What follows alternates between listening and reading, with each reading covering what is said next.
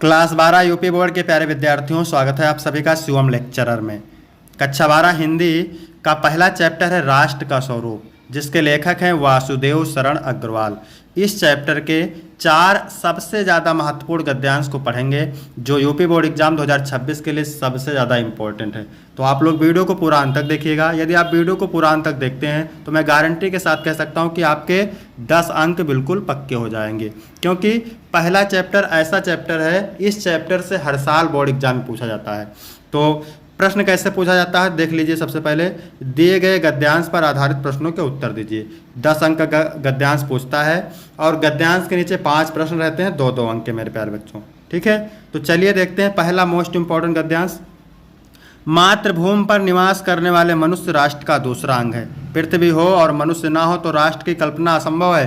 पृथ्वी और जन दोनों के सम्मिलन से ही राष्ट्र का स्वरूप संपादित होता है। जन के कारण ही पृथ्वी मातृभूमि की संज्ञा प्राप्त करती है। पृथ्वी माता है और जन सच्चे अर्थों में पृथ्वी का पुत्र है। तो मेरे प्यारे बच्चों, पहला क्वेश्चन यही पूछेगा, उपयुक्त गद्यांश के पाठ और लेखक का नाम लिखिए।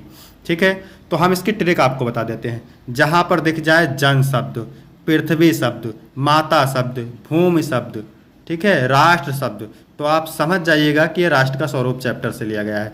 तो राष्ट्र का स्वरूप पाठ का शीर्षक है और इसके लेखक वासुदेव शरण अग्रवाल हैं। ठीक है, इसके बाद दूसरा प्रश्न पूछ रहा है, रेखांकित अंश की व्याख्या कीजिए। तो व्याख्या मेरे प्यारे बच्चों किसकी करना है? जिसकी रेखा खींची हुई है, यानी पृथ्वी माता है और जन सच्चे अर्थों में पृथ्वी का पुत्र है। तो चलिए देखते हैं इसकी व्याख्या कैसे करना है। जिस प्रकार माता हमें जन्म देती है, पालन पोषण करती है, हमें प्यार करती है, उसी प्रकार पृथ्वी हमें अन्न देती है। इसके धूल में हम खेल कर बड़े होते हैं, इसके हवा में हम सांस लेते हैं। पृथ्वी एक माता के ही समान हमारा पालन पोषण करती है, अतः पृथ्वी एक माता के समान है और मनुष्य सच्चे अर्थों में पृथ्वी का पुत्र है। ठीक है, अगला प्रश्न है मेरे प्यारे बच्चों तीसरा। लेखक के अनुसार राष्ट्र की कल्पना कब असंभव है? तो यदि पृथ्वी हो और मनुष्य ना हो तो राष्ट्र की कल्पना असंभव है। देख सकते हैं आप यहाँ पैराग्राफ में, पृथ्वी हो और मनुष्य ना हो तो राष्ट्र की कल्पना असंभव है। पैराग्राफ को अच्छे से पढ़ना है, उत्तर आपको मिल जाएगा।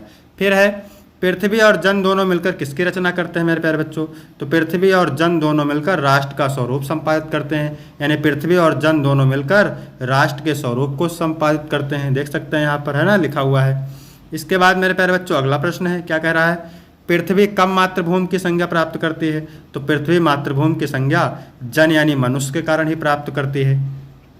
इसके बाद मेरे प्यारे बच्चों दूसरा मोस्ट इंपॉर्टेंट, भूमि का निर्माण देवों ने किया है, वह अनंत काल से है। उसके भौतिक रूप, सौंदर्य और समृद्धि के प्रति सचेत होना हमारा आवश्यक कर्तव्य है। भूमि के पार्थिव स्वरूप के प्रति हम जितने अधिक जागरूक होंगे उतनी ही हमारी राष्ट्रीयता बलवती हो सकेगी। यह पृथ्वी सच्चे अर्थों में समस्त राष्ट्रीय विचारधाराओं की जननी है। जो राष्ट्रीयता पृथ्वी के साथ नहीं जुड़ी वह निर्मूल होती है। ठीक है, तो पहला क्वेश्चन यही पूछेगा आपसे, उपयुक्त गद्यांश के पाठ और लेखक का नाम, तो वही रहेगा। उपयुक्त गद्यांश के पाठ का शीर्षक राष्ट्र का स्वरूप और लेखक वासुदेव शरण अग्रवाल। फिर है रेखांकित अंश की व्याख्या, दूसरा प्रश्न। तो व्याख्या मेरे प्यारे बच्चों किसकी करना है? यह पृथ्वी सच्चे अर्थों में समस्त राष्ट्रीय विचारधाराओं की जननी है। जो राष्ट्रीयता पृथ्वी के साथ नहीं जुड़ी वह निर्मूल होती है। तो चलिए देखते हैं इसकी व्याख्या कैसे करना है। यह पृथ्वी सच्चे अर्थों में समस्त राष्ट्रीय विचारधाराओं की जननी है। जो राष्ट्रीयता पृथ्वी के साथ नहीं जुड़ी वह निर्मूल होती है। पृथ्वी ही सभी राष्ट्रीय विचारधाराओं की जननी है। राष्ट्रीयता का आधार पृथ्वी होती है। अगर राष्ट्रीयता भूमि से जुड़ी नहीं होती तो उसका कोई स्थायी आधार नहीं होता और वह टिकाऊ नहीं होती। इसके बाद है, भूमि का निर्माण किसने किया है और वह कब से है? तो भूमि का निर्माण देवों ने किया है, वह अनंत काल से है। भूमि का निर्माण देवों ने किया है, वह अनंत काल से है। यहाँ पर देख सकते हैं उत्तर लिखा हुआ है। इसके बाद मेरे प्यारे बच्चों अगला प्रश्न है, यह पृथ्वी सच्चे अर्थों में क्या है, किसकी जननी है? तो यह पृथ्वी सच्चे अर्थों में समस्त राष्ट्रीय विचारधाराओं की जननी है। इसका उत्तर भी आप देख सकते हैं, पैराग्राफ में मिल जाएगा। इसके बाद है, पार्थिव और निर्मूल शब्दों का अर्थ स्पष्ट कीजिए। तो पार्थिव का अर्थ होता है भौतिक या धरती से संबंधित, और निर्मूल का अर्थ होता है जड़ से रहित या बिना आधार के। ठीक है, इसके बाद तीसरा मोस्ट इंपॉर्टेंट है मेरे प्यारे बच्चों, जन का प्रवाह अनंत होता है। सहस्त्रों वर्षों से भूमि के साथ राष्ट्रीय जन ने तादात्म्य प्राप्त किया है।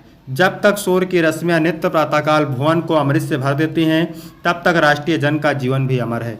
इतिहास के अनेक उतार चढ़ाव पार करने के बाद ही राष्ट्र निवासी जन नई उठती लहरों से आगे बढ़ने के लिए अजर अमर हैं। जन का संततवाही जीवन नदी के प्रवाह की तरह है। ठीक है। प्रस्तुत गद्यांश के पाठ और लेखक का नाम, तो पाठ का नाम राष्ट्र का स्वरूप और लेखक का नाम वासुदेव शरण अग्रवाल। दूसरा है रेखांकित अंश की व्याख्या, तो व्याख्या किसकी करना है मेरे प्यारे बच्चों, यहाँ से देख सकते हैं आप। जब तक सूर्य की रश्मियाँ नित्य प्रातःकाल भुवन को अमृत से भर देती हैं तब तक राष्ट्रीय जन का जीवन भी अमर है। तो यहाँ पर इसकी व्याख्या देख सकते हैं। लेखक के अनुसार जब तक सूरज की किरणें संसार को अमृत से भरती रहेंगी तब तक राष्ट्रीय जन का जीवन भी अमर है। इतिहास में राष्ट्रीय जन ने कई उतार चढ़ाव देखे हैं, पर फिर वो अमर है नई आशाओं के साथ। अगला प्रश्न है राष्ट्रीय जन का जीवन कब तक अमर है, तो राष्ट्रीय जन का जीवन भी अमर है जब तक सूर्य की रश्मियाँ नित्य प्रातःकाल भुवन को अमृत से भरती रहेंगी। ठीक है, यहाँ पर देख सकते हैं यही वाला, जब तक सूर्य की रश्मियाँ नित्य प्रातःकाल भुवन को अमृत से भरती रहेंगी तब तक राष्ट्रीय जन का जीवन भी अमर है। इसके बाद अगला प्रश्न है तादात्म्य और अजर शब्द का अर्थ, मोस्ट इंपॉर्टेंट है। तादात्म्य मतलब समता, एकता या सामंजस्य। अजर का मतलब अमर, जो कभी नष्ट ना हो। इसके बाद अगला प्रश्न है राष्ट्र निवासी जन ने किसके साथ तादात्म्य स्थापित किया है, तादात्म्य मतलब समता, तो राष्ट्रीय जन ने भूमि के साथ तादात्म्य स्थापित किया है। ठीक है, इसको ध्यान रखिएगा। इसके बाद चौथा मोस्ट इंपॉर्टेंट पैराग्राफ है मेरे प्यारे बच्चों, राष्ट्र का तीसरा अंग जन की संस्कृति है। मनुष्य ने युगों युगों में जिस सभ्यता का निर्माण किया है वह उसके जीवन की श्वास प्रश्वास है। बिना संस्कृति के जन की कल्पना कंबंध मात्र है। संस्कृति ही जन का मस्तिष्क है। संस्कृत के विकास और अभ्युदय के द्वारा ही राष्ट्र की वृद्धि संभव है। राष्ट्र के समग्र रूप में भूमि और जन के साथ साथ जन की संस्कृति का महत्वपूर्ण स्थान है। मेरे प्यारे बच्चों फिर से मैं एक बात बता देता हूँ आपको पैराग्राफ पहचानना कैसे है। तो जहाँ पर राष्ट्र शब्द दिख जाए, जन शब्द दिख जाए, पृथ्वी दिख जाए, भूमि शब्द दिख जाए, राष्ट्र दिख जाए, माता शब्द दिख जाए, तो आप समझ जाइएगा कि ये राष्ट्र का स्वरूप चैप्टर से है और इसके कवि कौन है, वासुदेव शरण अग्रवाल। ठीक है, तो आपको यही करना है। फिर रेखांकित अंश की व्याख्या कीजिए, तो व्याख्या किसकी करना है यहाँ से देख सकते हैं हम। राष्ट्र का तीसरा अंग जन की संस्कृति है। मनुष्य ने युगों युगों में जिस सभ्यता का निर्माण किया है वही उसके जीवन की श्वास प्रश्वास है। बिना संस्कृति जन की कल्पना कंबंध मात्र है। तो चलिए यहाँ पर देखते हैं। संस्कृति राष्ट्र का एक महत्वपूर्ण हिस्सा है। यदि जन और भूमि अपनी संस्कृति से रहित हो जाए तो राष्ट्र का अस्तित्व समाप्त हो जाएगा। संस्कृत के सौंदर्य और सुगंध में ही राष्ट्रीय जन के जीवन का असली सौंदर्य और यश छिपा हुआ है। इसका अर्थ है कि संस्कृति ही जीवन का आधार है और यह राष्ट्र के विकास में एक महत्वपूर्ण भूमिका निभाती है।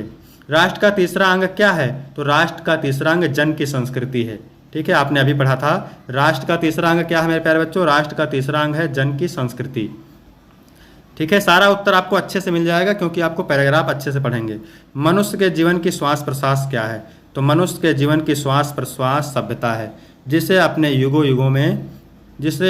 युगों युगों में निर्माण किया है या उसकी पहचान और अस्तित्व का महत्वपूर्ण हिस्सा है। फिर अगला है राष्ट्र की वृद्धि कैसे संभव है, तो राष्ट्र की वृद्धि संस्कृत के विकास और अभ्युदय के द्वारा संभव है। जब संस्कृति मजबूत होगी तभी राष्ट्र आगे बढ़ सकेगा। तो यहाँ मेरे प्यारे बच्चों वीडियो कंप्लीट होता है। वीडियो कैसा लगा, वीडियो अच्छा लगा हो तो वीडियो को लाइक करेंगे, सब्सक्राइब करेंगे, शेयर करेंगे और अगर इसके आगे का वीडियो आपको चाहिए दूसरे चैप्टर का तो कमेंट करके बताएंगे। धन्यवाद।